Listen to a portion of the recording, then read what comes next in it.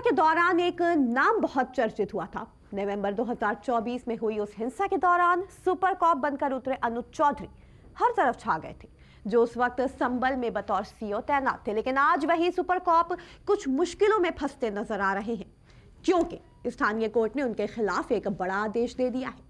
Chief judicial magistrate Vibhanshu Sudhir ने तत्कालीन CO अनुज चौधरी, तत्कालीन संभल कोतवाल अनुज तोमर और 15 से 20 अन्य पुलिस कर्मियों के खिलाफ एफआईआर दर्ज कराने के आदेश दे दिए हैं।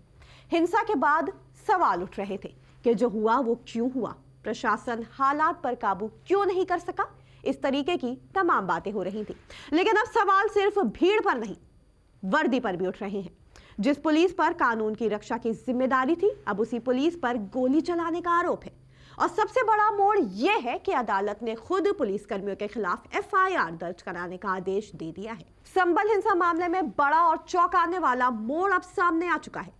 संभल की मुख्य न्यायिक मजिस्ट्रेट कोर्ट ने तत्कालीन सीओ और वर्तमान में फिरोजाबाद ग्रामीण के एएसपी अनुज चौधरी, इंस्पेक्टर अनुज तोमर और 15 से 20 पुलिस कर्मियों के खिलाफ एफआईआर दर्ज कराने के आदेश दे दिए हैं।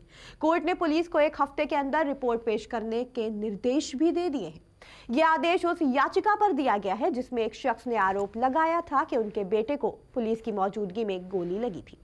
मामला 24 नवंबर 2024 का है। संभल के खग्गूसराय इलाके के रहने वाले यामीन का आरोप है कि उनका 20 साल का बेटा आलम उस दिन सुबह ठेले पर रस्क और बिस्किट बेचने निकला था। करीब 8:45 पर जब वो शाही जामा मस्जिद के पास पहुंचा, तभी इलाके में हिंसा भड़क उठी। याचिकाकर्ता के मुताबिक पुलिस की मौजूदगी में फायरिंग हुई। इस फायरिंग में आलम को गोली लग गई।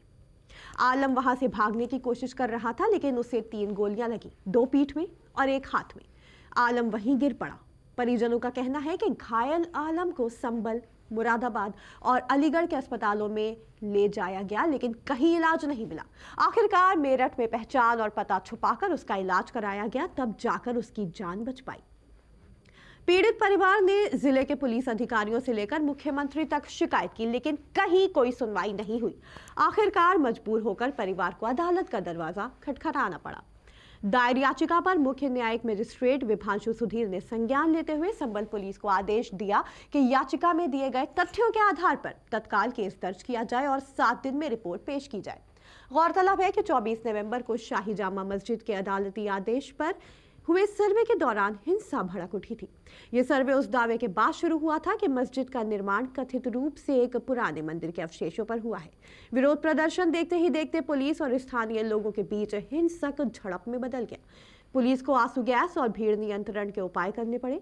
इस हिंसा में 5 लोगों की मौत हुई और करीब 20 सुरक्षाकर्मी घायल हुए। अब इस पूरे मामले पर संभल के पुलिस अधीक्षक कृष्ण कुमार बिश्नोई ने कहा है कि कोर्ट के आदेश की जानकारी मिली है, लेकिन इस आदेश के खिलाफ अपील की जाएगी और फिलहाल एफआईआर दर्ज नहीं की जाएगी। माना जा रहा है कि संभल हिंसा से जुड़ा यह मामला अब सिर्फ स्थानीय विवाद नहीं रहा है, बल्कि अब ये पूरा मामला उच्च अदालत तक जाएगा। Bureau report, Indian press house.